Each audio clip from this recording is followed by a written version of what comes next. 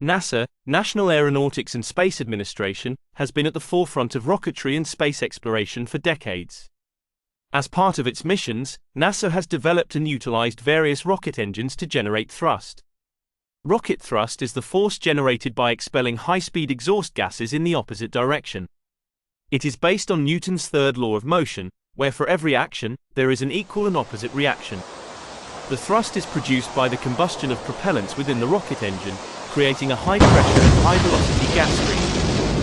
The expulsion of this gas generates a force that propels the rocket forward. The magnitude of the thrust depends on factors such as the mass flow rate of the exhaust gases and the velocity at which they are expelled. Rocket thrust is crucial for space exploration and satellite launches. It allows rockets to overcome the force of gravity, enabling them to reach escape velocity and venture into space. The efficiency and power of rocket engines play a vital role in determining the payload capacity and mission capabilities of space vehicles.